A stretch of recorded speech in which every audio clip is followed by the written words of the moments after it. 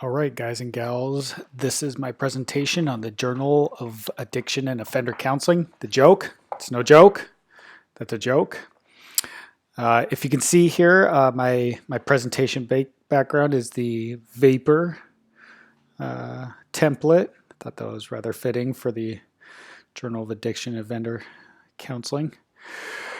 Anyways, let's move into the actual presentation. So let's talk about the journal itself. Its content has two main poles, addictions and criminal justice related topics. It's pretty straightforward. It's kind of in the name of the journal itself. The joke is, or the JAOC is linked to the International Association of Addiction Offenders Counselors. That's its parent organization, which is a division of the ACA. And so on the ACA's website, the JAOC is actually one of the ACA's official kind of publications. This is a really long statement of purpose from the ACA, and I'm not going to read it all. You can go ahead and do that should you choose to. Essentially, the purpose of the journal is for practitioners or professionals in the counseling profession working with offenders and people that have substance use issues. It focuses on both theoretical and research-related things, and it can also focus on literature reviews. I wanted to follow up with just the mission statement of the International Association of Addiction and Offender Counselors. They want to provide leadership in the advancements of addiction and offender counseling. So let's move on to the editors. Here's the main editor. This is Pamela Lassiter. And as you can see, there's a whole lot of online information about her. It's another joke.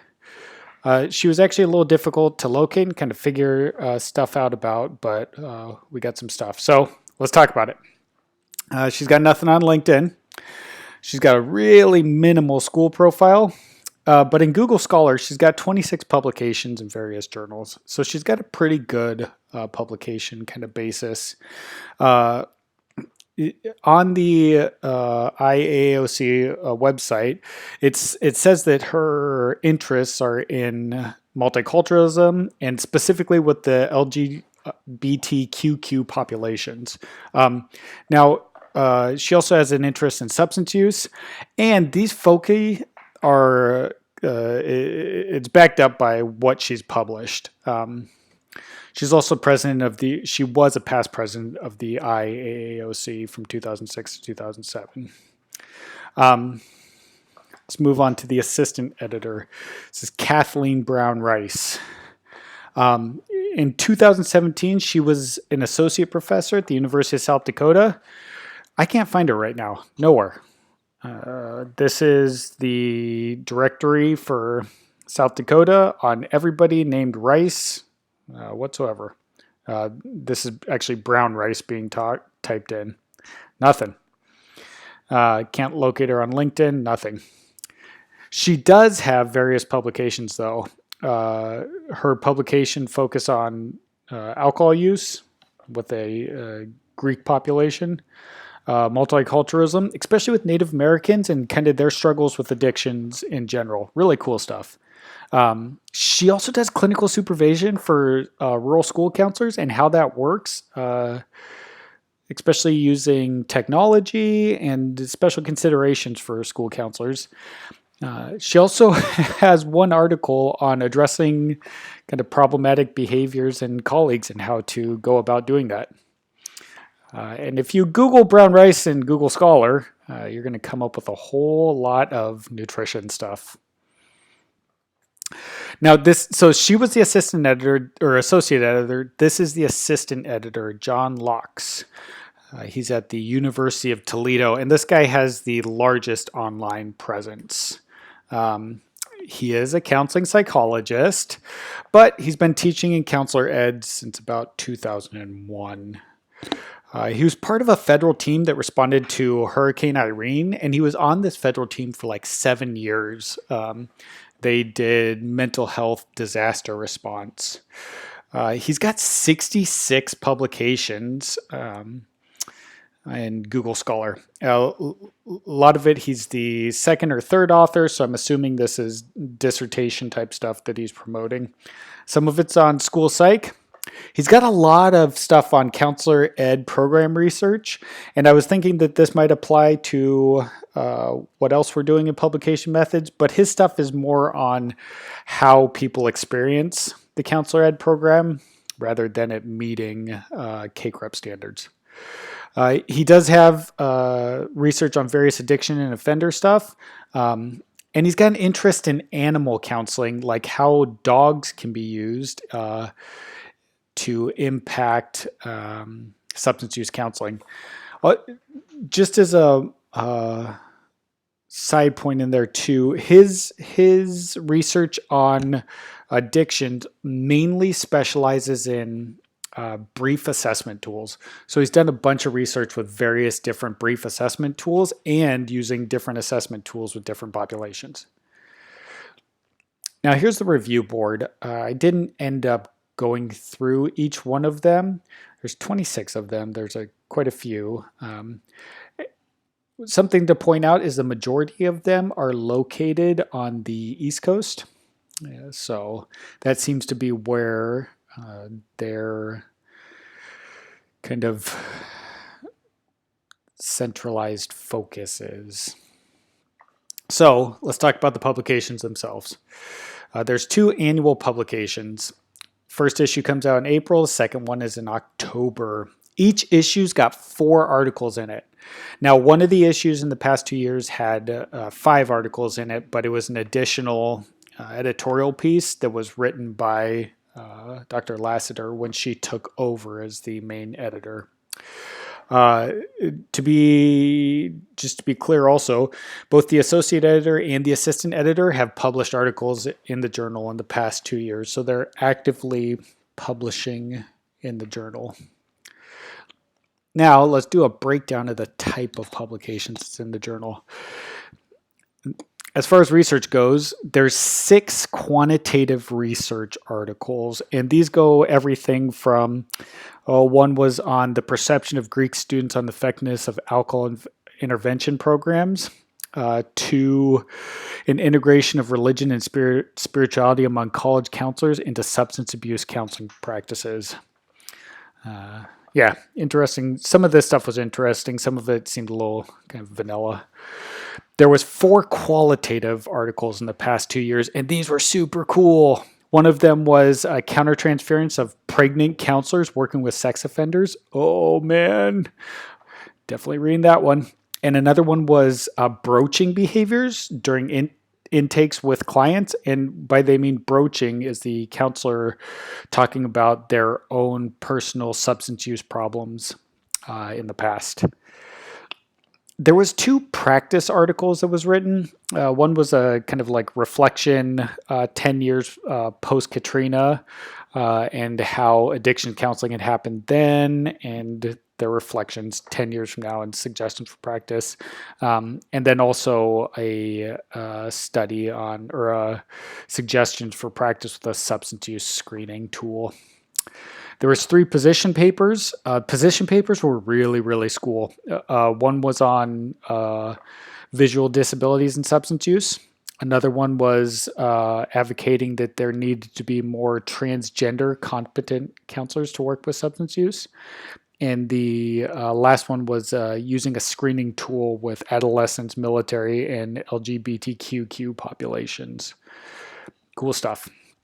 There's one editorial that was the editor taking over in October of 2007, the new editor, Dr. Lassiter.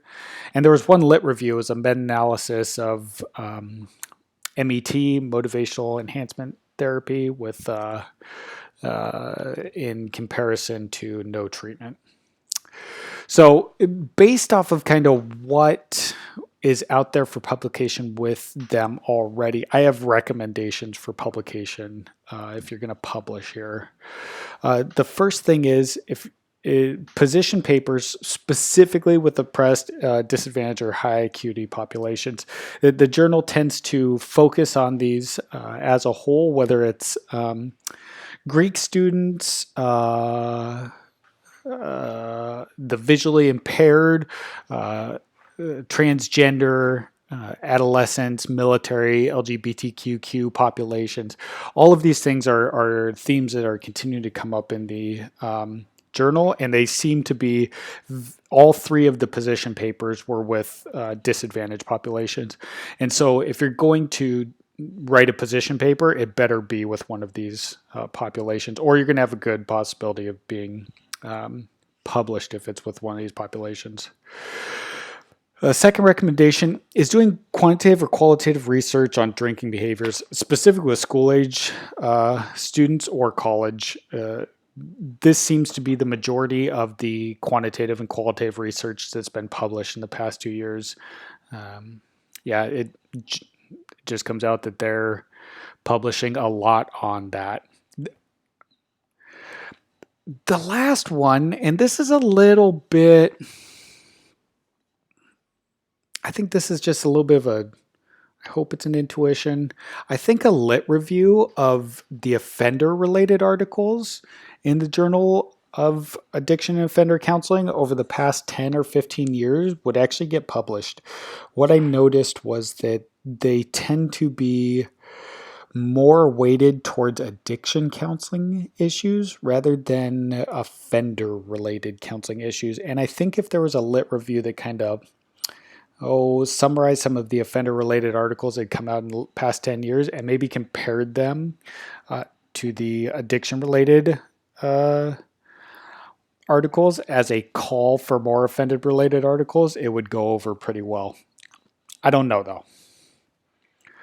So let's talk about the annual stats. And these came from Marie Higgins, which is the editorial assistant. She's a graduate student at UNCC, University of North Carolina, Charlotte, the same place that Dr. Lassiter teaches. And she is excellent to work with, very pleasant. A couple of email conversations with her. She responds quickly and is on top of her stuff. So let's look at annual stats. These are the annual stats for 2017 because it's the last year that she had complete stats for. They had 34 submissions and 13 resubmissions. 8 articles are published annually with the exception of the additional editorial piece. 22 articles were rejected. Ouch. 3 in 2017 were revised and resubmit, and 7 manuscripts were accepted. That's just in this year. That's not that they went into the actual, or in 2017, that doesn't mean they actually went into the journals. They were just accepted. The rest of the articles are either still in process if they haven't been accepted or sent back for revise and resubmit. So I went ahead and followed up with her and asked, hey, what were some of the common reasons for rejections? She said, well, first one, lack of empirical support. Next one, there's study flaws. Third was weak data analysis. And fourth was poor research design. So make sure you cover all your bases if you're going to submit to this journal on that. Next, common resubmit issues were honestly stylistic and formatting errors. If there was study flaws or anything weak data analysis, they just rejected it outright. They didn't even do a resubmit, which is interesting to me. So the manuscript evaluation form, they didn't have a manuscript evaluation form online at the website or the publisher's website or the parent organization website. When I asked the editorial assistant one, she sent me an author guidelines PDF. I went ahead and attached that. It essentially reflects what's in the journal as a whole. Let me go back. The other thing is she sent me an additional document.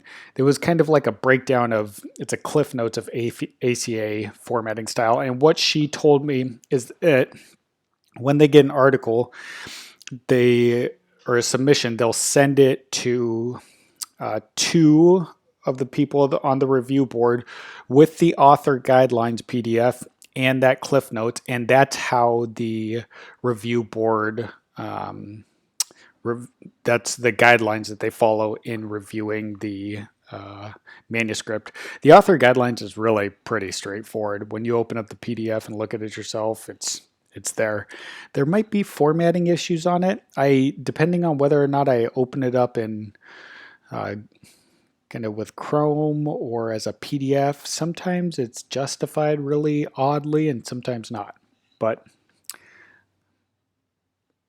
yeah, that's neither here or there. So let's talk about the websites.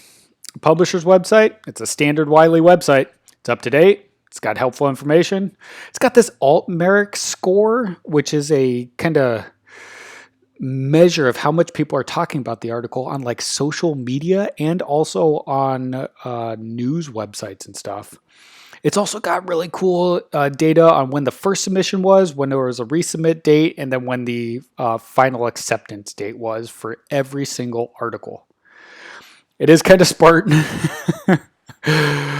Now, let's talk about the JAOC website. It's a train wreck. It's 1980s themed. It's out of date. And did I say it was a train wreck?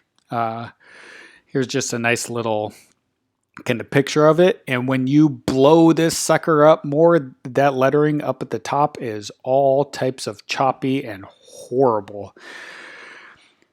Yeah, the clip art in there is amazing too. It was last updated in certain sections in late 2015. Some sections were updated in March 2017, but there's still a lot of information that's in there from like 2 or 3 years ago. There's a job posting for an associate editor that has definitely been filled. And it also has someone else listed as the main editor still of the journal rather than Dr. Lassiter. So, first impressions of the journal overall. As I was starting to research this, I went to the JAOC website and just thought, crud, these people do not have their stuff together, and this journal is going to be the exact same thing. And that was based mostly off the association website. Now, I kept digging, kind of got a second look. When I looked further, there was actually a really interesting mix of qualitative and quantitative research. A lot of the research articles started to jump out at me. Some of it is pretty vanilla, how does this population view alcohol use? It's straightforward. Might be helpful, but it doesn't catch my eye. Some of the research is rad. There's a study on the relationship between bullying, substance use, and school climate. Oh, dude, that's great. Some of the research that I found was the countertransference and pregnant counselors working with sex offenders, visually disabled clients and substance use, and then that one relationship between bullying, substance use, and school climate. Let's continue. It's got a heavy focus on school and college substance use, of course, because they're easily accessible populations. It's got a limited focus on substance use beyond those settings. There was actually no articles on substance use beyond those specific settings. It's got a limited focus on offenders.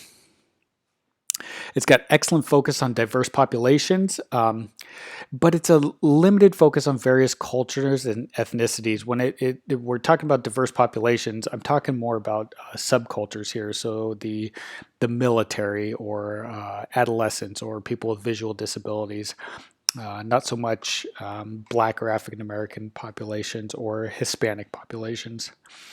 Overall, the writing is really, really good. And the editors are extremely well published. Conclusion. The parent organization is not doing well at the moment. The journal itself is up to date and on top of their material. Editors, they've expanded, suggesting that it's growing. The editors are extremely well published and have taught extensively as counselor educators. The journal covers addictions and offender-related topics, as it says it does.